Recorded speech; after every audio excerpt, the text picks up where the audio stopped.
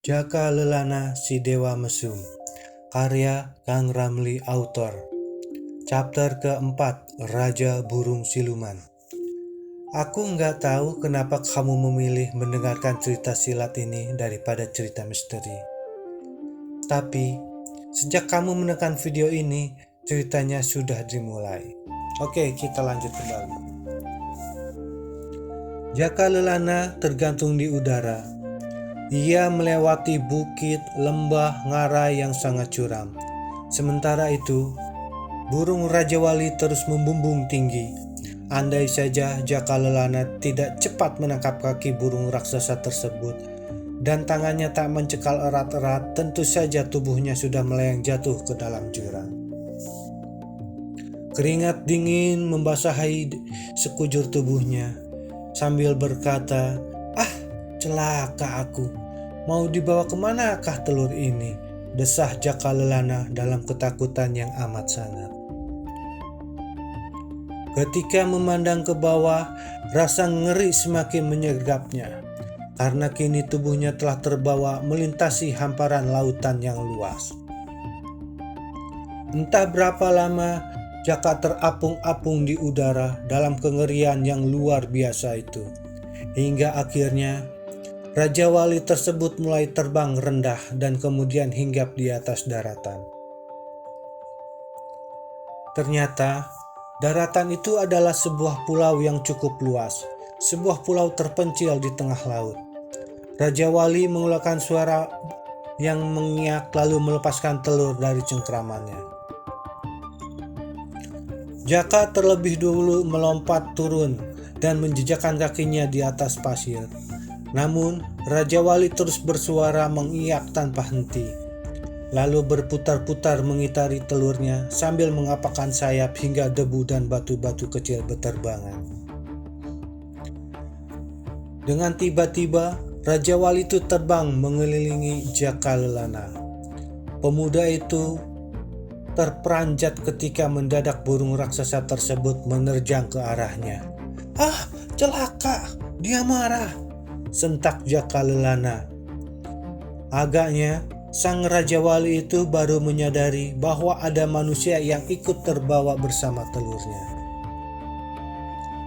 Menghadapi terjangan demi terjangan, Jaka telah melompat ke sana kemari untuk menghindari serangan dari Rajawali. Kibasan sayap burung itu menghadirkan hempasan angin yang begitu kencang, sementara patukannya menyerbu dengan ganas. Pemuda itu seketika terperangah, namun ia tak berniat membalas serangan. Ia hanya mengandalkan kegesitan tubuhnya demi menyelamatkan diri. Pada saat itulah terdengar suara tiakan yang begitu keras menggema di udara. "Jalak! Hentikan!" Sesosok tubuh melayang turun dari atas tebing. Kedua tangannya terentang menyerupai gerakan terbang seekor bangau. Sosok itu hinggap di atas batu tepat di hadapan Jaka Lelana, tanpa menimbulkan suara sedikit pun. Wajah kakek itu bermuka lancip. Rambutnya agak kecoklatan dan ia mengenakan jubah serba putih. Kumisnya begitu tipis, sementara jenggotnya hanya sejumput kecil yang menjuntai di bawah dagu. Mendengar bentakan tersebut, Rajawali menghentikan serangannya. Burung raksasa itu kembali terbang mendekati telurnya. "Hei anak muda, bagaimana bisa kau sampai berada di tempatku ini?" tanya si kakek seraya menatap Jaka dengan sorot mata yang begitu tajam. Yang menjawab justru si Rajawali dengan suara mengiyak tiada henti sambil menutupi telurnya dengan paruh. "Diamlah kau, Jalak. Aku tidak bertanya padamu," bentak si kakek.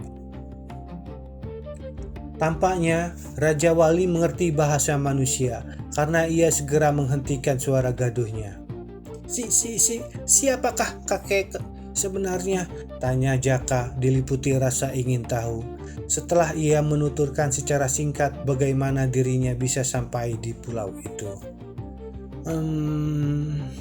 Aku si tua bangka ini telah dijuluki Raja Burung Siluman. penghuni pulau ini, sahut si kakek.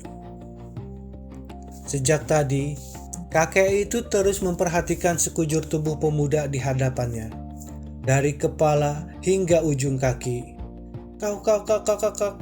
Kaukah pemilik burung raksasa ini? Tanya Jaka Lelana lagi. Benar, sahut si kakek. Siapakah namamu anak muda? Ulangnya. Namaku Jaka. Aku berasal dari lereng Gunung Kabut, sahut Jaka sambil menjura menekuk lutut. Ia sengaja mempersingkat namanya. Wajah si kakek mendadak berubah. Tiba-tiba lengannya mengibas kuat seraya membentak. Bangunlah anak muda, tak usah banyak peradatan. Kibasan lengan Raja Burung itu langsung menimbulkan desir angin yang keras menjambar tubuh Jaka. Tak menyangka akan diserang, Jaka terperanjat. Ia berusaha mengelak namun sudah terlambat. Tubuhnya terlempar berguling, namun dengan gerakan refleks, ia melakukan salto sambil melompat. Gerakan itu menyelamatkannya dari bahaya. Nyaris saja tubuhnya terlempar ke atas laut. Ia berhasil menginjakkan kaki di atas pasir dengan kuda-kuda yang kuat. Mata Jaka melotot memandang si kakek. Napasnya memburu, jantungnya berdetak lebih cepat. Kejadian itu membuatnya gusar, sekaligus bingung. Mengapa kakek tersebut tiba-tiba menyerangnya? Namun, belum sempat ia membentak, si kakek justru tertawa terkekeh-kekeh. Hehehehehehe, kau kurang waspada anak muda. Tapi kau punya otak encer. Kau bisa bertindak cepat mengubah keadaan. Siapakah gurumu, bocah? Aku murid ketua perguruan Bambu Kuning, jawab Jaka. Hehehehe, sudah kuduga. Bukankah gerakan melompat yang kau lakukan barusan adalah gerakan tubuh bayangan? Jaka terperanjat mendengar ucapan itu. Benar sekali, kek. Dari mana kakek tahu jurusku itu? Kakek tua ini pasti memiliki hubungan dengan guruku yang telah almarhum. Aku harus berhati-hati. Apakah dia kawan atau lawan? Raja Burung kembali tertawa lalu berkata, apakah gurumu tak pernah menyebut-nyebut tentang diriku? Jaka Lelana mengerutkan kening, berusaha mengingatnya. Rasanya tidak pernah, kek. Ada hubungan apakah kau orang tua dengan guruku yang telah wafat? Tanya Jaka. Pertanyaan itu justru membuat Raja Burung telonjak kaget. Hah? Apa katamu? Dia sudah mati? Bentak si kakek itu. Benar, kek.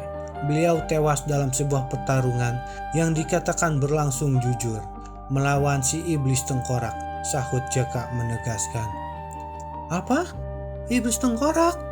Raja Burung kembali membelalak. Sungguh tak disangka. Apakah kau yakin pertarungan itu telah berlangsung jujur? Setahuku, si iblis tengkorak ini adalah pembunuh bayaran berdarah dingin, kata Raja Burung. Aku sendiri kurang tahu, kek. Pembawa berita itu adalah orang lain, yaitu saudara seperguruanku, jawab Jaka. Siapakah dia? Tanya si Raja Burung. Dia adalah Lara Gendut yang dijuluki orang pendekar wanita Pantai Keruhun, jawab Jaka. Hanya dialah yang mengetahui langsung pertarungan itu yang disaksikannya di Bukit Monyet 3 tahun yang lalu, sambung Jaka meneruskan ceritanya. Dalam sejenak, Raja Burung termenung sambil mengelus jenggotnya yang hanya sejumput. Lebih dari 10 tahun aku berdiam di pulau ini, sampai-sampai aku tak tahu keadaan di luar. Ucap kakek itu didahului helaan napas yang begitu panjang. Kek, kau belum menjawab pertanyaanku. Tiba-tiba Jaka menyambar bicara. Apa kau hendak menanyakan hubunganku dengan gurumu? Katanya sambil tersenyum tipis. Ya begitulah, kek. Karena dari situ aku bisa tahu apakah kau orang tua ini lawan atau kawan, ujar Jaka dengan jujur. Mendengar kata-kata itu, si kakek kembali tertawa terkekeh-kekeh, sampai air matanya bercucuran. Dibilang lawan, aku adalah lawan. Dibilang kawan, aku pun adalah kawan. Kau anak muda, berjodoh denganku hingga bisa sampai ke tempat ini. Mengenai hubunganku dengan gurumu, akan kuceritakan nanti, setelah kau berhasil melewati ujian penentuan dariku. Apa maksudmu sebenarnya, kakek tua? Jakalelana tampak kesal. Nasibmu tergantung pada dirimu sendiri. Karena kau telah berada di pulau ini, kau harus mampu menghadapi 100 jurus seranganku. Bila kau sanggup bertahan dan selamat dari maut. Namun, bila tidak, Raja Burung berhenti sejenak, lalu melanjutkan dengan nada dingin. Apa boleh buat, kau hanya akan tinggal nama di dunia ini. Gila, teriak Jakalelana dengan mata melotot.